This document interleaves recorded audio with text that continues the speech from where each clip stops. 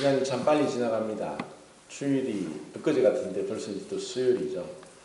이제 10월도 이제 마지막을 치닫고 있는데 10월이 지나면 이제 딱 올해가 2달 남습니다. 2019년도가 엊그제 시작된 것 같은데 이제 끝날 때가 다 됐습니다. 주께는 하루가 천년 같고 천년이 하루 같은 이 같은 사실 잊지 말라라고 하시는데 주님 앞에는 천년이나 하루나 같다는 것은 우리의 모든 그 기본 그 상식을 초월합니다.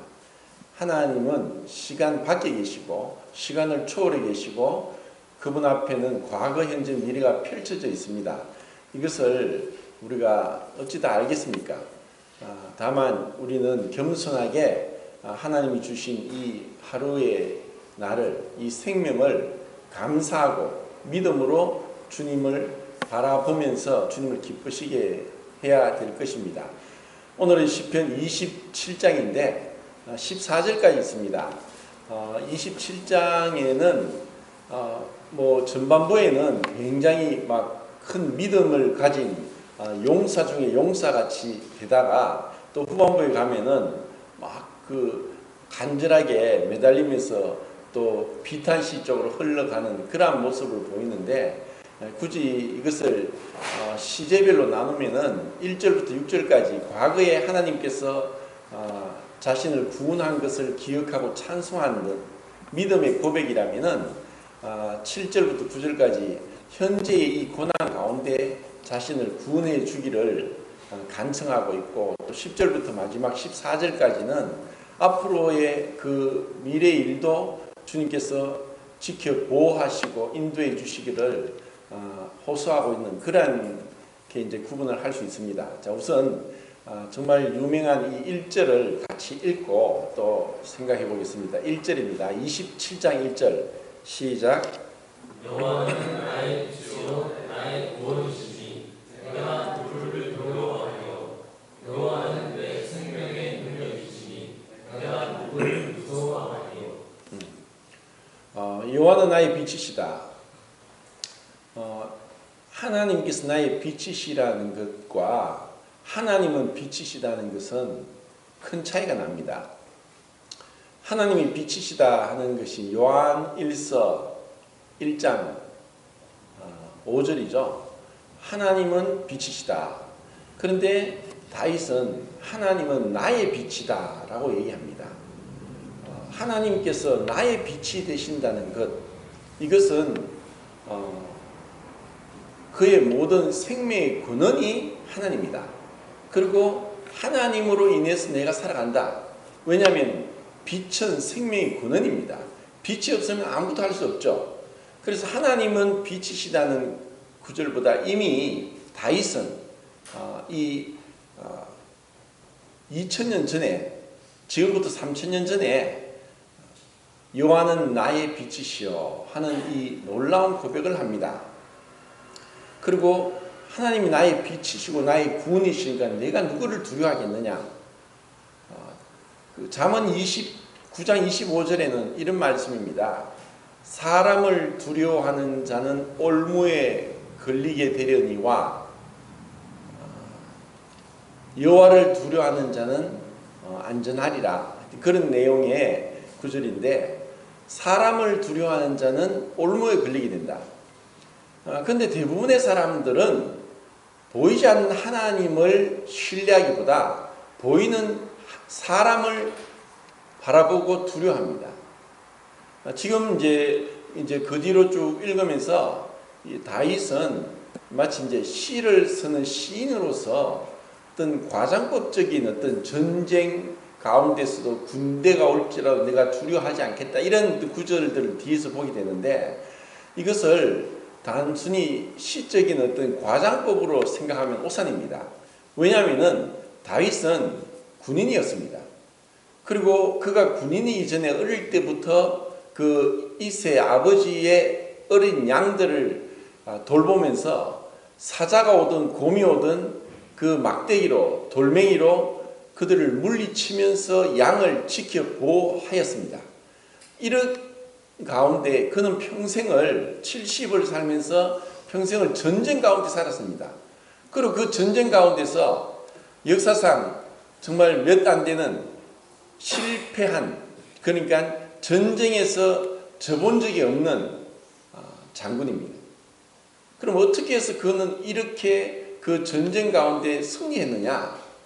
그 마음에 바로 이것이 있습니다. 요한복음에서도 주님 말씀하셨죠. 너희가 생명을 얻고자 하면 잃을 것이요, 생명을 잃는 자는 얻으리라. 나를 위해서, 주님을 위해서.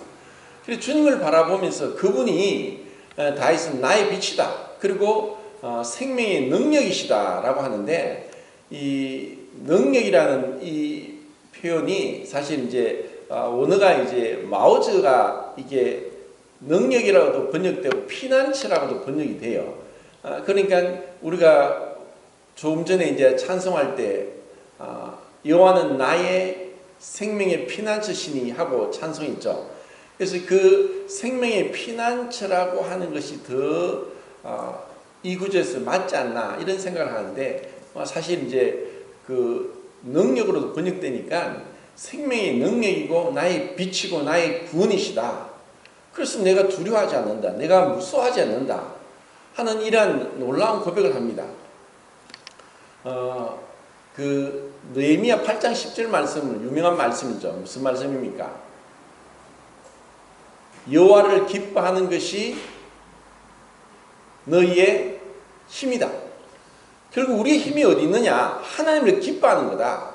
자, 지금 이제 다윗은 엄청난 평생을 전쟁 가운데 살았습니다. 그래서 그가 정말 나는 백향목 궁에 거하는데 하나님은 이 장막에 거하신다. 내가 하나님을 위해 그 성전을 짓겠습니다 했을 때 너는 피를 너무 많이 흘렸다. 다윗은 그 전쟁 중에서 살았습니다. 그리고 이 전쟁 가운데서 한 번도 패하지 않고 그 수많은 전쟁 가운데서 그를 지켜준 것은 지금 1절에 있는 이 말씀입니다. 하나님이 나의 빛이다. 그분이 나의 구원이다. 그분이 나의 생명의 능력이고 생명의 피난처다. 그러니까 군대가 오더라도 전쟁터 가운데서도 나는 두려워하지 않겠다. 두려워하지 않는다. 왜냐? 내가 그분을 의뢰하니까 그분이 나를 지켜주시기 때문에. 이것이 다윗의 믿음이었고, 그리고 그의 평생에 그 수많은 고난 가운데서, 환난 가운데서 나를 지켜 보호하신. 그래서 시편 18장에도 2절에 보면은 그분은 나의 환난 날에 만날 산성이시오, 피난처시오, 구원이시오 하는 이런 이제 많은 놀라운 이런 그 고백을 하는 것을 봅니다. 그리고 요한복음 8장 12절 말씀이 아시죠? 예수님이 요한복음에서 7가지 나는 뭐뭐이다 라고 하는 7가지 중에 18장 12절이 나는 세상의 빛이니 나를 따르는 자는 어둠에 다니지 아니하고 생명의 빛을 얻으리라. 자, 예수님께서 생명의 빛 되신다. 그래서 그분을 따르면 어둠에 다니지 않는다. 자, 우리가 이제 지금 시편 27장의 이 구절이 사무엘하 22장 29절에부터 이 말씀이 나오는데, 여기는 여호와는 나의 빛이심으로 내가 어둠에 다니지 않는다는 그런 이제 구절이 나옵니다. 그래서 이 구절은 마치 이제 요한복음에 있는 앞으로 1000년 뒤에 올 예수님의 말씀을 생각나게 하는 것입니다. 나는 세상의 빛이니 나를 따르는 자는 어둠에 다니지 아니하고 생명의 빛을 얻는다. 우리가 이 세상은 어둠에 속했고, 그리고 공중의 권세 잡은 마귀가 이 세상을 다스리고 있고, 우리는 그 가운데서 전적인 하나님의 은혜로 불려냄을 받아서 교회 가운데 구원받고 그 무리 가운데 구원받은 성도들 가운데 우리가 들어왔습니다. 그리고 우리는 이 은혜 가운데 이제 생명의 빛을 따라가는 것입니다. 분명히 예수님이 세상의 빛으로 오셨고 그분을 따르는 자는 어둠에 다니지 않고 생명의 빛을 얻는 것입니다. 그래서 그분을 따르는 것은 무엇인가? 그것은 이 빛이 어떻게 보면 이 세상 사람들은 빛이 무엇일까요? 자기 자신입니다. 자기가 자기의 빛입니다. 자기가 하나님이죠. 자기가 모든 걸 결정합니다. 모든 것은 자기의 이익과 또 자기의 판단과 자기의 그 생각 가운데서 이루어집니다. 그러면 우리는 주님이 나는 세상의 빛이 나를 따르는 자는, 주님을 따르는 것은 무엇인가? 결국 주님의 말씀을 따라가는 것이고 내 경험을 의지하지 않는 것이고 또 어떤 순간에서도 주님을 의지하는 겁니다. 자, 이것은 참으로 중요한데 그냥 우리가 믿음이라는 것은 그 어떤 멈춰진 것이 아니라 계속 진행형입니다. 믿음은 계속적으로 믿어가고 있는 것을 얘기합니다. 나는 믿었습니다. 나는 구원받았습니다. 나는 언제 구원받았습니다. 네, 그것도 참 좋은 거죠. 그런데 옛날에 구원받은 것에 머물러 버리고 어린아이에 머물러 있을 수가 있습니다. 계속 우리가 구원을 이루어가는 그 점진적인 성화 가운데 가는 것은 뭐냐? 정말 우리가 그분을 기뻐함으로 그것이 나의 힘이 되고 나의 생명의 능력이 되고 그분이 나의 빛이 된다. 그래서 다윗은 정말 피비린내 나는 자칫 잘못하면은 어디서 화살이 날아와서 죽을지, 뭐 요사밧도 그랬고 또 요시아도 그랬고 어디서 화살이 날아와서 죽을지 모르는 겁니다. 그런 가운데 다윗은 하나님을 의지하고 목숨이 왔다 갔다 하는, 잠시도 방심할 수 없고 나태해질 수 없고 느긋해질 수 없는 가운데 순간순간 하나님을 의지하는 겁니다. 그런데 지금 이 전쟁 가운데서 그는 얼마나 하나님을 간절하게 의지했겠습니까? 그것을 하나님은 아십니다. 자, 여기 손을 넣고 나훔서 1장을 보겠는데, 나훔은 잘 찾지 않는 책이라서 호세아, 요엘, 아모스, 오바다, 요나, 미가, 나훔, 하박국, 미가, 나훔, 하박국, 미가 뒤에 하박국 앞입니다. 호세아, 요엘, 아모스, 오바다, 요나, 미가, 나훔, 하박국, 스바냐, 할게, 스가랴, 말라기, 나훔서 찾았습니까? 1장 7절을 읽겠습니다. 1장 7절 시작. 여호와는 선하시며 만난 날의 산성이시라. 그는 자기에게 피하는 자들을 아십니다.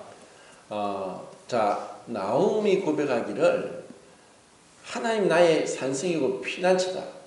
그런데 하나님은 자기에게 피하는 자를 아신다. 하나님은 제가 처음 시작할 때 모든 걸 알고 계신다고 했죠. 하나님 우리를 아십니다.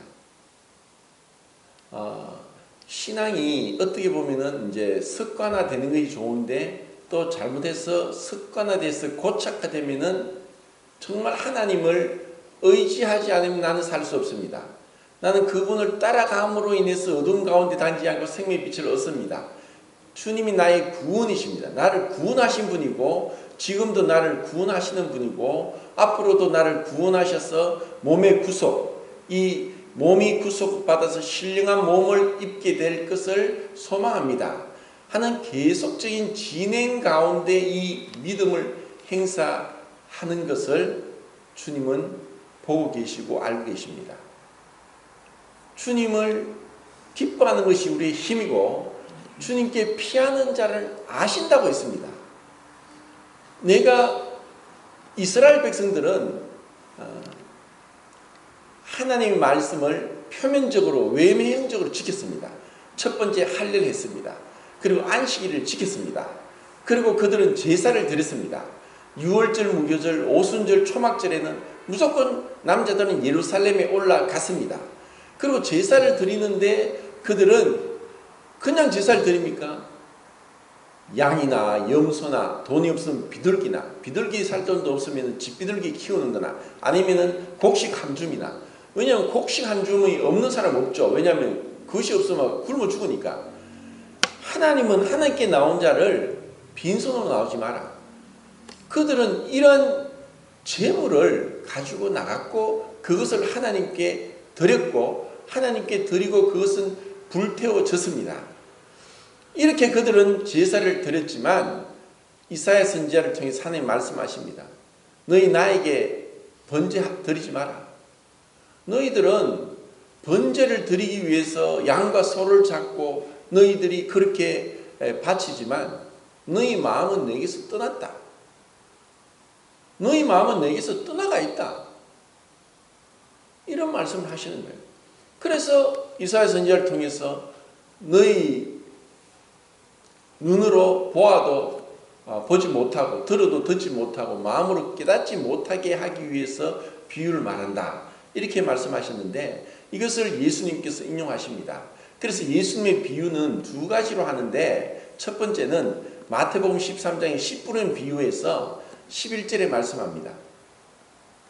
저희들이 듣고 깨달아 알지 못하도록 비유로 말씀하신다고 이 씨 뿌리는 비유에 대해서 말씀했습니다. 씨 뿌리는 비유가 어떻게 보면 너무나 일상생활 속에서 농부들이 씨를 뿌리는 겁니다. 씨를 뿌렸는데 어떤 건 길가에, 어떤 거는 가시덤불에, 어떤 거는 돌짝밭에, 어떤 것은 좋은 옥토에 떨어졌죠. 이것은 그냥 일상생활 속에서 누구나 아는 겁니다. 근데 그것을 바깥에서 씨 뿌리는 비유를 말씀하셨고 집에 들어와서 제자들에게 씨 뿌리는 비유에 대해서 설명해 주셨습니다. 그러니까 이 비유는 쉽게 알아들으라고 한 것이 아니라 마음이 떠난 자들이 깨닫지 못하게 하기 위한 것이 이 비유를 하신 목적입니다. 이스라엘 백성들이 표면적으로는 제사를 드린다고 막 그 종교적인 행사를 치르고 있었지만 너희들이 입술로는 나를 존중하나 마음으로 나를 존중하지 않는다. 하나님 알고 계세요. 내가 그냥 형식적으로 교회 생활하는지 마음 중심에서 하나님을 경외함으로 하는지 두렵고 떨림으로 그분 앞에 정말 나올 때 언제나 그 나를 보고 살짝 없다. 주님이 그 빛을 비추면 우리는 눈이 멀어버리고 불타버리고 죽어버릴 자인데 은혜로 우리를 보살피고 붙들고 계시니까 내가 그분 앞에 믿음으로 은혜의 보좌 앞에 나가는 것입니다. 그래서 우리는 언제나 이런 주님을 경외하는 마음 중심에서 경외하는 마음이 있어야 되는 것입니다. 이것이 없이 그냥 종교생활에서 그냥 와서 시간 되면 찬송하고 예배드리고 이러면서 정말 우리가 그 경건한 정말 이러한 어떤 중심에서 경건함이 있어야 됩니다. 이스라엘 백성은 표면적으로 경건했습니다. 종교적으로 대단한 열심을 냈습니다. 그런데 주님은 마음을 보고 계시죠. 정말 나를 얼마나 신뢰하는지, 나를 신뢰하는 자를 내가 안다. 나를 신뢰하면 내가 그를 아는 바 되었다. 라고 이렇게 말씀하시는 거예요. 그래서 시편 다시 27편 돌아와서 자 1절 말씀을 다시 한번 읽고 1절 2절 읽겠습니다. 1, 2절 시작. 여호와는 나의 빛이요 나의 구원이시니 내가 누구를 두려워하리요. 여호와는 내 생명의 능력이시니 내가 누구를 무서워하리요. 악인들이 내 살을 먹으려고 내게로 왔으나 나의 대적들 나의 원수들인 그들은 실족하여 넘어졌도다. 다윗은 하나님을 붙들었고 하나님을 바라보고 믿고 신뢰했고 그 안에서 안식을 했는데 다윗이 그렇게 했을 뿐인데 하나님께서는 그의 대적을 그 앞에서 넘어지게 했습니다. 이것을 윌리엄 맥도날드 형제님은 어떻게 생각하냐. 예수님께서 겟세마네 동산에 기도하고 계실 때 가룟 유다가 왔습니다. 그리고 로마 군병들이 대제사장과 함께 왔습니다. 나사렛 예수를 누구냐고 했을 때 네로라 했을 때 그들은 뒤로 벌렁 넘어졌습니다. 그분의 위험 앞에 그들은 넘어질 수밖에 없습니다. 그분이 그분의 능력을 영광을 드러냈다면 그들은 다 그 자리에서 죽었을 것입니다. 그렇기 때문에 다윗이 하나님을 이렇게 철저하게 신뢰했을 때 하나님께서 이런 역사를 이루십니다. 너희는 가만히 있어 여호와의 구원을 보라. 너희가 하나님 나를 신뢰하는 것이, 나를 기뻐하는 것이 너희의 힘이다. 너희가 나에게 피하는 자는 내가 알고 너를 지켜주겠다. 내가 너를 도와주겠다. 이사야서 41장 10절이나 43장에 내가 너를 붙들어주리라. 너를 굳세게 하리라. 너를 떠나지 아니하리라. 두려워하지 말라. 놀라지 말라. 내가 너와 함께 함이라. 이런 주옥 같은 말씀들을 이렇게 많이 하시는데 실제로 우리가 우리 삶에서 조그마한 어려움 또는 어떤 인간관계의 어떤 갈등 그리고 어떤 문제들 또 불안한 어떤 미래에 대해서 얼마나 우리가 이런 것에 대해서 두려워하고 하고 있느냐. 정말 다윗은 전쟁 가운데 죽음이 왔다 갔다 하는 가운데서 주님을 이렇게 신뢰하고 그러면서 그분의 믿음으로 그분께 나감으로 인해서 그 하나님의 보호하심을 체험했고 그것을 이렇게 노래하고 있는 것입니다. 자, 3절 읽겠습니다. 3절 시작. 내 마음이 두렵지 아니하며 전쟁이 일어나 나를 치하할지라도 나는 여전히 태연하리로다. 전쟁 가운데 군대가 쳐들어올지라도 두렵지 않고 태어날 수 있다. 이것은 마치 너무 과대 해석했는 것 같고 또 시적인 어떤 과장법이 아닌가 이런 생각하지만 다윗의 생애를 보면은 사실 이제 그럴 수 있다고 생각합니다. 우리가 잘 아는 다윗이 10대라고 생각하는데 그때 골리앗과의 전쟁에서 다윗이 어떻게 했습니까? 현 상황을 보면은 그 모든 이스라엘의 군사들이 두려웠습니다. 그 골리앗을 보고 완전히 기가 빠져버렸고 두려워서 아무도 그 앞에 나가지 못합니다. 왜냐하면은 그 골리앗이 나와 1대1로 싸우자. 그래서 나를 이기면 너희가 우리를 쳐부수고 내가 이기면 우리가 너희를 다 쳐부수겠다. 그래서 그것은 제가 전에도 말씀을 드린 것처럼 나와 1대1의 싸움이 아니라 내가 나가서 내가 지면 이스라엘 전체가 지는 것입니다. 그것은 더욱더 막중한 무거운 짐이고 누가 감히 그 자리에 나가서 내가 골리앗과 싸우겠다 할 자가 없습니다. 그런 가운데 다윗은 왜 그랬느냐? 나이가 어리니까 무모해서 철없어서 겁없이 까불었느냐? 하룻강아지 법 무슨 줄 모르고 덤벼들었느냐가 아니라 다윗은 그렇게 고백하죠. 내가 아버지 몇 양을 칠 때, 몇 마리 안 되는 양을 칠 때 나는 그 양을 지켜 보호하기 위해서 사자와 곰과 싸웠습니다. 그리고 하나님이 나를 지켜주셨습니다. 그리고 감히 나를 모욕하는 것이 아니라 하나님을 모욕하지 않습니까?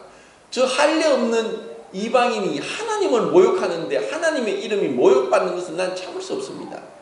이 마음으로 그는 나갔고 그래서 그는 그 환경을 보고 두려워하지 않았습니다. 우리가 왜 두려워하고 왜 믿음이 없이 뒤로 물러가고 태어나지 못하느냐? 환경을 보니까 주님을 바라보면은 우리는 모든 문제가 해결됩니다. 주님만 보면은 우리는 문제가 해결되죠. 그러니까 어린아이들이 아무리 누가 있어도 엄마가 없으면 그냥 웁니다. 엄마가 있으면 울음이 그치죠. 어린아이에게는 엄마가 모든 것입니다.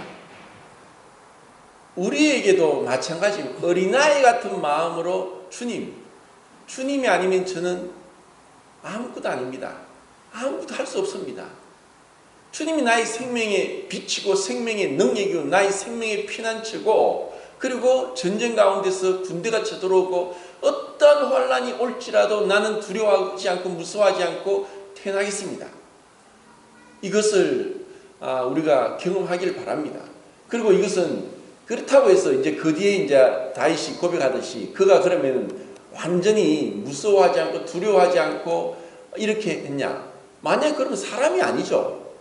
그는 이런 두려움이 있었지만 이것을 믿음으로 극복하고 그 안에서 안식하고, 그리고 과거에 그렇게 했던 것을 생각하고 지금 있는 이 고난 가운데서, 또 앞으로 닥칠 고난 가운데서도 주님을 강하게 붙들고 있고 믿음으로 붙잡고 있습니다. 자, 4절 읽겠습니다. 4절 시작.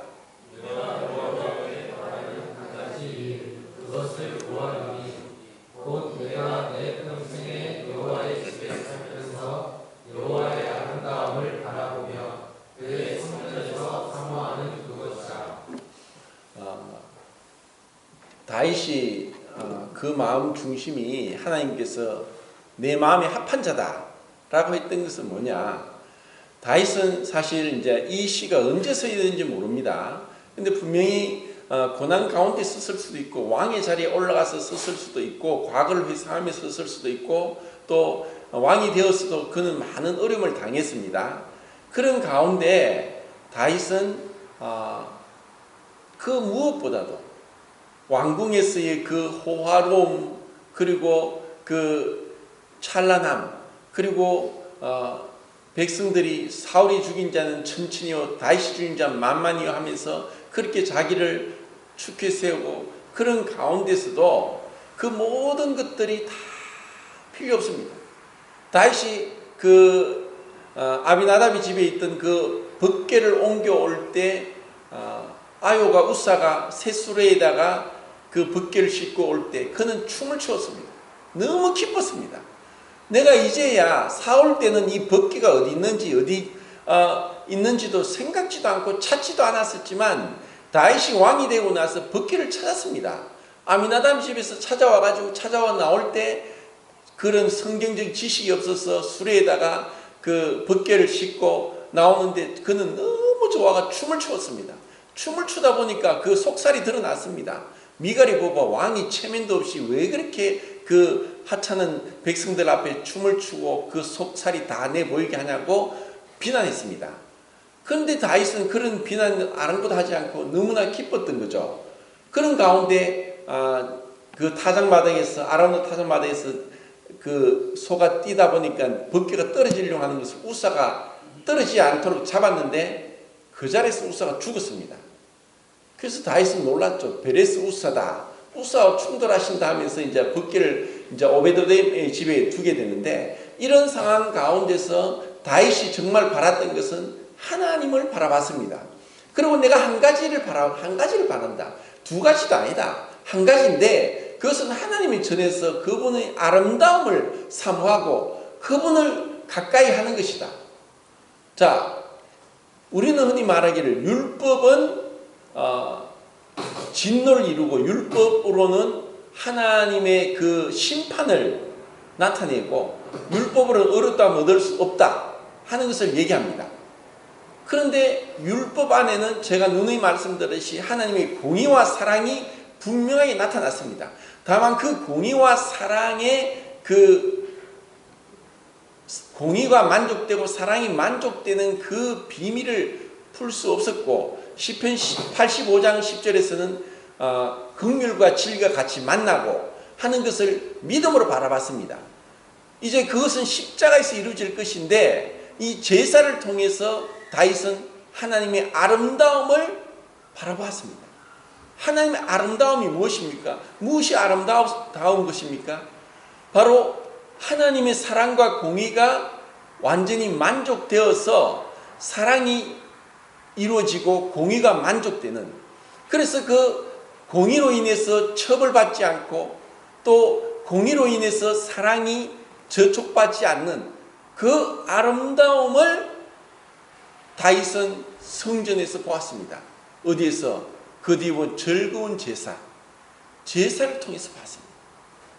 그것을 보고 반드시 죄는 형벌을 받아야 된다. 죄는 그 심판을 받아야지, 심판받지 않고서는 하나님의 공의와 거룩함이 절대로 만족되지 않는다. 그런데 그 제물이 불태워짐으로 인해서 공의가 만족되고 그리고 하나님의 은혜가 나타난다는 것을 제사를 통해서 하나님의 아름다움을 보았고, 그 제사가 즐거운 제사라는 것을 보았습니다.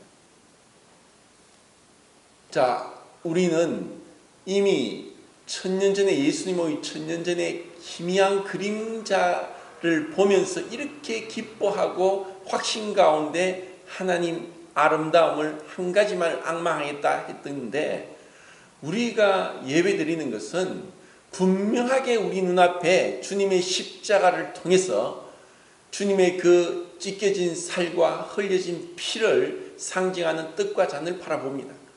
우리가 이걸 보면서 하나님의 아름다움, 다른 거 다 필요 없습니다. 이 떡과 잔 앞에서 주님이 나의 예배를 받으시는 것만으로도 나는 만족합니다. 더 이상 바랄 것이 없습니다. 그리고 이렇게 즐거운 찬양을 부를 수 있도록, 내 마음에 감사가 넘치게 하시도록, 그리고 하나님을 사랑함으로 경외함으로 주님을 높여 축해 세우면서 경외하면서 그분을 사랑합니다 고백할 수 있는 이 아름다운 즐거운 제사를 드리는 것을 다윗은 기뻐했던 것입니다. 우리 가운데 우리가 이런 실제로 그 하나님의 말씀으로 우리의 무뎌진 심령이 깨어지고 부서지고 무딘 감정이 다시 새로워지고 하면서 날마다 이 예배가 새롭고 그렇게 예배를 기다려지고 사모하지 않으면은 우리는 또 이 생활 속에 염려와 죄리의 유혹으로, 그리고 우리는 점점 주님의 이 아름다움을 놓쳐버립니다. 습관이 되니까 이제 또 예배를 드리는 것 같다. 준비 없이, 두려움과 떨림 없이, 경외함 없이, 마음에 믿음이 없이 나오면은 또 형식에 치우쳐진 제사를 통해서 사람이 보이고 판단이 생기고 또 여러 가지 근심이 생기고 또 염려가 생기고 그리고 비난거리가 눈에 들어오는 겁니다. 주님을 바라보는 거예요. 항상 우리가 사람을 보면은 올무에 걸립니다. 사람을 보면 누구든지 나를 만족시켜 줄 사람이 없습니다. 그런데 우리가 사람을 보면서 자꾸 넘어지는 거예요. 주님을 보세요. 주님의 아름다움을 보세요. 다윗은 오직 한 가지 봤습니다. 자신이 그 왕으로서의 그 휘황찬란한 그 영광과 그런 존경을 생각지 않았고 하나님의 아름다움을 본 것입니다. 그리고 그 제사, 결국 우리가 날마다 자기를 부인하고 죽지 않으면은 이 제사의 참된 의미를 모릅니다. 이 제사는 객관적으로 주님의 십자가의 제사지만 이제 우리가 믿음으로 시간이 됐네요. 믿음으로 주님과 연합하는 것입니다. 죽음에 동참하고 부활에 연합하는 것입니다. 그래서 그리스도의 죽음이 나한테 이루어지도록 내 자신이 부인되고 깨떨어지고 부서지고 불살라질 때 그때 부활의 생명이 나타나는 것입니다. 우리 안에 그리스도가 나타나도록, 그리스도가 존귀케 되도록, 나는 쇠하고 그리스도는 흥하게 되도록 그런 마음으로 믿음의 제사를 드리지 않으면은 우리는 또 형식에 치우치는 겁니다. 자, 아까 4절 읽었습니까? 이제 5절, 6절 읽고 이제 마무리하겠습니다. 5절, 6절 시작.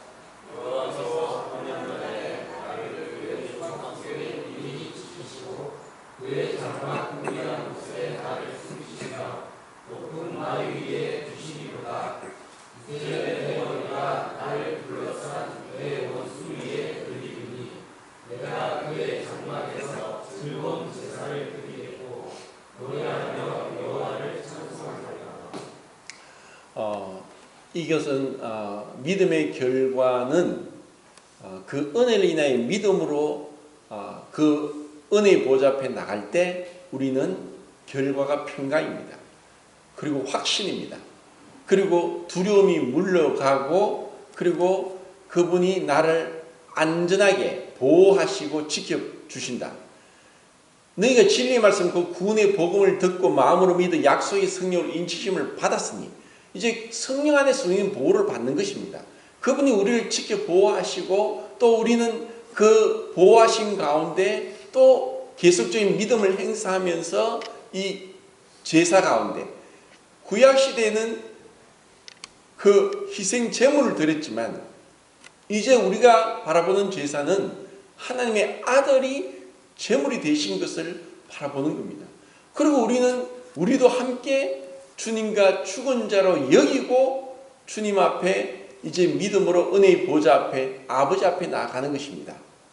이것을 신약 성경 몇 구절 보고 마치겠습니다. 디모데후서 보겠습니다. 디모데후서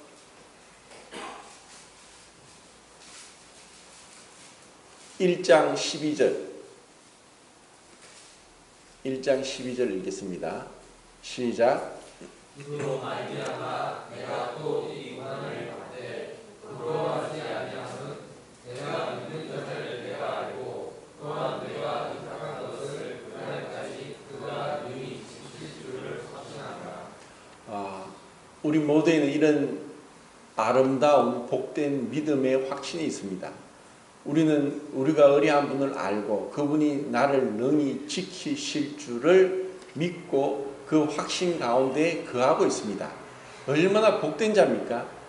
그래서 세상이 어떻게 될지라도 또 나에게 사실 여러 가지 환난이 닥치고 근심 걱정이 밀려올지라도 이 말씀처럼 바울이 확신한 것처럼 우리도 확신을 가질 수 있습니다. 자, 그리고 그 뒤에 2장 19절을 보겠습니다. 2장 19절 시작. 그러나 하나님의 강과 그는 썼으니 빛이 있어 이르렀으되 주께서 자기 백성을 아신다 하며 또 주의 이름을 부르는 자마다 위에서 깨닫고자 하느니라. 주님은 알고 계십니다. 나홈서 1장 7절에도 그분께 피하는 자를 주님이 아시듯이 주님은 자기 백성을 알고 계십니다. 나를 알고 계십니다. 그러니까 우리는 그분이 나의 빛이니까 어둠에 다니지 아니하고 불의에서 떠나는 것입니다. 결국 우리가 주님이 나의 빛이라고 하는 것은 주님을 떠나는 것이고 어둠에서 떠나는 것이고 주님을 따라가는 것입니다.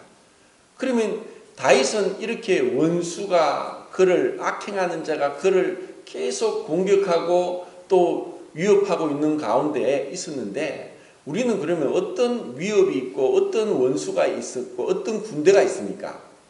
자, 베드로전서 2장 11절 보고 이제 말씀을 마치겠습니다. 베드로전서 2장 11절.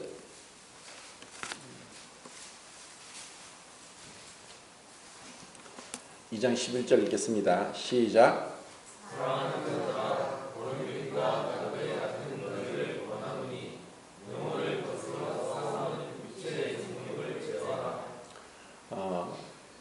우리의 가장 큰 원수는 내 안에 있습니다. 다윗은 수많은 전쟁과 원수 가운데 둘러싸여서 하나님을 의뢰했는데 분명히 우리 안에 육체의 정욕, 영혼을 거스려 쌓은 육체의 정욕을 우리가 믿음으로 주님과 연합된 죽은 자로 여기면서 승리해야 됩니다. 그리고 그 디모데후서에 본 것처럼 주님이 자기 백성을 아십니다. 나를 알고 계십니다.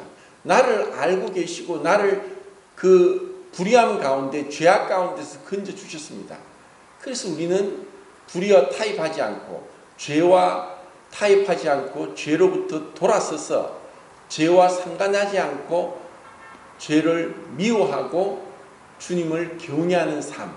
그러므로서 시편 27편에 다윗이 고백한 것처럼 우리는 이런 아름다운 확신 가운데 고백하면서 주님 앞에 즐거움으로 그 아름다움을 앙망하며 즐거운 제사로 주님을 찬송하겠습니다 하는 이제 고백으로 주님 앞에 나오기를 바랍니다. 이상 마치겠습니다.